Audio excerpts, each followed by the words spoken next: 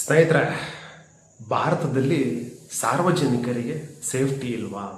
ನಾವೆಲ್ಲ ಕರ್ನಾಟಕದವರಾಗಿದ್ದೀವಿ. ನಮ್ಮ ಭಾರತದಲ್ಲಿ ನಾವೆಲ್ಲ ಬದುಕೋಕೆ ಆಗೋದೇ ಇಲ್ವಾ ಅನ್ನೋ ಒಂದು ಭಯ ಕಾಡ್ತಾ ಇದೆ ಸ್ನೇಹಿತರೆ.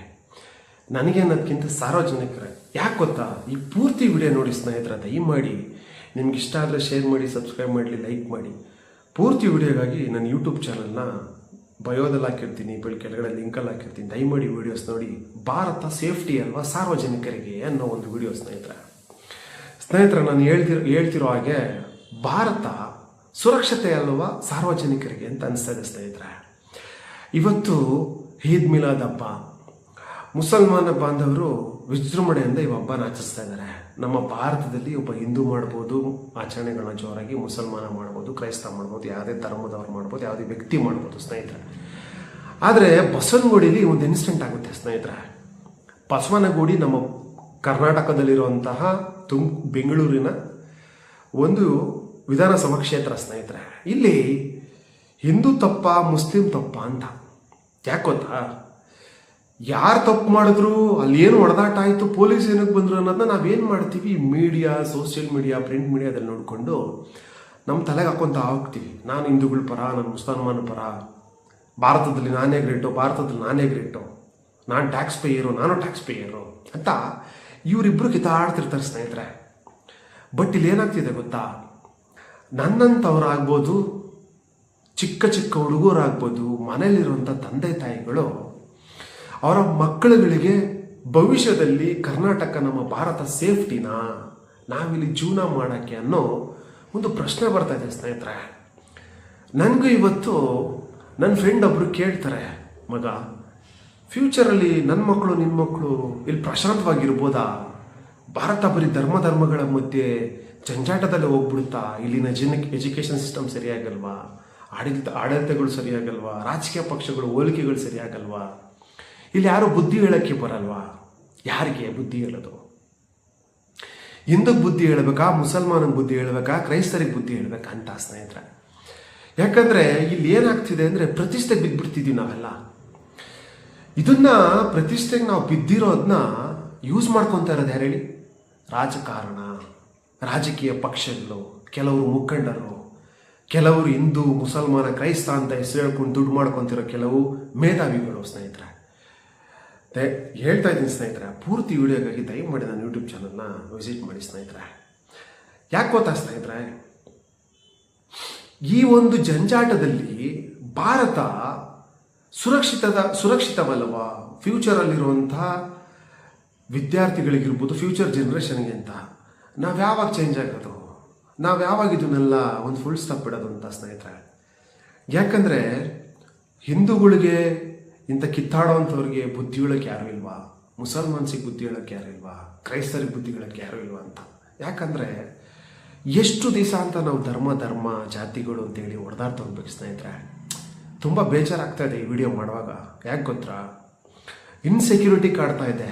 ನನ್ನೊಬ್ಬನಿಗಲ್ಲ, ಪ್ರತಿಯೊಬ್ಬ ತಂದೆ ತಾಯಿಗೂ ಕೂಡ ತನ್ನ ಮಗ, ಮಗಳು, ತಂದೆ ತಾಯಿ ಆಚೆ ಹೋದವರು ಧರ್ಮದ ಹೆಸರದಲ್ಲಿ ಎಲ್ಲಿ ಮರಣ ಹೊಂತಾರೋ, ಆ ಧರ್ಮದವ್ರು ಎಲ್ಲಿ ಕೊಲೆ ಮಾಡ್ತಾರೋ, ಈ ಧರ್ಮದವ್ರು ಎಲ್ಲಿ ಕೊಲೆ ಮಾಡ್ತಾರೋ, ಇದೇ ಜಂಜಾಟದಲ್ಲೇ ಹೋಗ್ತಾ ಇದೆ ಸ್ನೇಹಿತರೆ ನಮ್ಮ ಭಾರತ, ನಮ್ಮ ಕರ್ನಾಟಕ.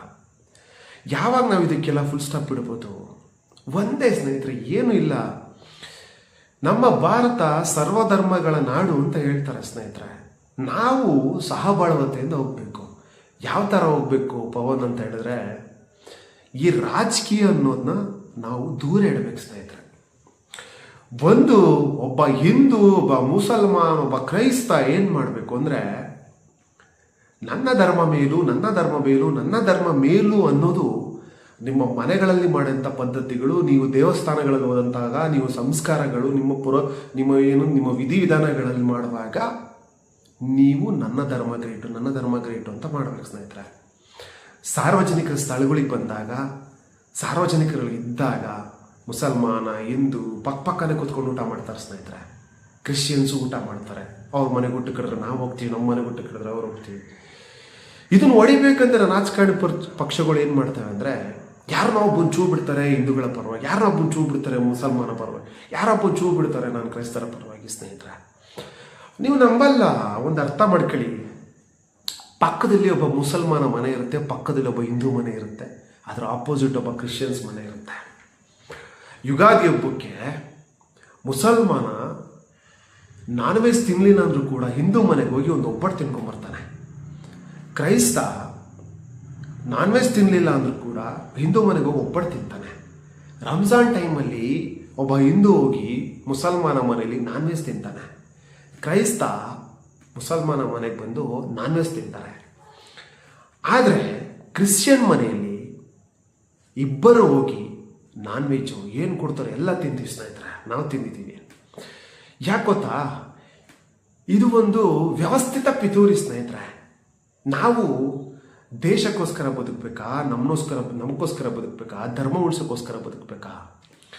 ಫಾರಿನ್ ಕಂಟ್ರೀಸ್ಗಳಲ್ಲಿ ಏನಾಗುತ್ತೆ ಗೊತ್ತಾ ಸ್ನೇಹಿತರೆ, ಒಂದು ದಿವಸ ಹೋಗಿ ಪ್ರೇಯರ್ ಮಾಡಿ ಬರ್ತಾರೆ. ಮುಸ್ಲಿಂ, ಹಿಂದೂ, ಕ್ರೈಸ್ತ ಅವರ ಧರ್ಮದ ಪ್ರೇಯರ್ ಮಾಡಿ ಬರ್ತಾರೆ. ಅವ್ರು ಈಚೆ ಬಂದಾಗ ಅವ್ರು ನೋಡೋದೇನು ಗೊತ್ತಾ, ಡೆವಲಪ್ಮೆಂಟ್, ಎಜುಕೇಷನ್ಸ್, ಹೆಲ್ತ್, ಸೆಕ್ಯೂರಿಟಿ, ನನ್ನ ದೇಶ ಅಂತ.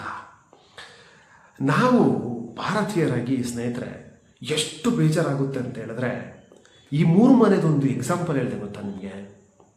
ಈ 3 ಮನೆಯವರು ಅನ್ಯೋನ್ಯತೆಯಿಂದ ಇರ್ತಾರೆ ಸ್ನೇಹಿತರೆ. ವೋಟಿಂಗ್ ಪವರ್ಸ್ ಅಂತ ಬರುತ್ತೆ 5 ವರ್ಷಕ್ಕೊಮ್ಮೆ. ಒಬ್ಬ ಬರ್ತಾನೆ, ನಾನೊಬ್ಬ ನಿಮ್ಮಿಬ್ಬರು ಪರವಾಗಿ, ಒಬ್ಬ ಬರ್ತಾನೆ ನಾನು ನಿಮ್ಮೊಬ್ಬರು ಪರವಾಗಿ, ಮತ್ತೊಬ್ಬ ಬರ್ತಾನೆ ನಾನು 3 ಜನದ ಪರವಾಗಿ. ಅಲ್ಲಿ ಕಿಡಿ ಹೊಸ್ತಾನೆ ಸ್ನೇಹಿತರೆ. ಯಾವ ಥರ ಕಿಡಿ ಹೊಸ್ತಾನೆ, ನಿನಗಿಷ್ಟು ಕೊಡ್ತೀನಿ ಮಸೀದಿ ಕಟ್ಟ, ನಿನಗಿಷ್ಟು ಕೊಡ್ತೀನಿ ದೇವಸ್ಥಾನ ಕಟ್ಟ, ನಿನಗಿಷ್ಟು ಕೊಡ್ತೀನಿ ಚರ್ಚ್ನ ಫಾರ್ಮ್ ಮಾಡೋಕ್ಕೆ ಅಂತಾನೆ. ಅಲ್ಲಿ ಕಿಡಿ ಹೊತ್ತಿಸ್ತಾರೆ ಸ್ನೇಹಿತರೆ. ಇದ್ರ ಬಗ್ಗೆ ನಾನು ಡೈಲಿ ಆಗಲಿಲ್ಲ ಅಂದರೂ ಕೂಡ ವಾರದಲ್ಲಿ ಒಂದು ವಿಡಿಯೋ ಮಾಡ್ತೀನಿ ಸ್ನೇಹಿತರೆ. ನಮ್ಮ ಭಾರತ ಸರ್ವಧರ್ಮಗಳ ನಾಡು, ಸಹಬಾಳ್ವತೆ ಅಂತ ಇರಬೇಕು. ಹಿಂದೂ, ಮುಸ್ಲಿಂ, ಕ್ರೈಸ್ತದಲ್ಲಿರುವಂಥ ಎಲ್ಲ ಗುರುಗಳಿಗೂ ನನ್ನ ಒಂದು ಕೋರಿಕೆ ಏನು ಗೊತ್ತಾ, ಸಂಪ್ರದಾಯ ನಿಮ್ಮ ಮನೆಗಳಲ್ಲಿ ಮಾಡಿ, ಸಂಪ್ರದಾಯ ನಿಮ್ಮ ವಿಧಿವಿಧಾನಗಳಲ್ಲಿ ಮಾಡಿ ಅಂತ ದಯಮಾಡಿ ನೀವು ಈ 3 ಜನಾಂಗದವ್ರಿಗೂ 3 ಧರ್ಮದವ್ರಿಗೂ ಬುದ್ಧಿ ಹೇಳಬೇಕು ಅನ್ನೋದೇ ಒಬ್ಬ ನಾರ್ಮಲ್ ಮನುಷ್ಯನಾಗಿ, ಒಬ್ಬ ನಾರ್ಮಲ್ ಎಜುಕೇಟೆಡ್ ಆಗಿ ನಾನು ನಿಮಗೆ ಕೇಳ್ಕೊಳ್ಳೋ ಒಂದು ರಿಕ್ವೆಸ್ಟ್ ಸ್ನೇಹಿತರೆ. ನಮಸ್ಕಾರ. ತುಂಬ ಬೇಜಾರಲ್ಲಿ ಮುಗಿಸ್ತಾ ಇದ್ದೀನಿ ಈ ವಿಡಿಯೋ ಸ್ನೇಹಿತರೆ.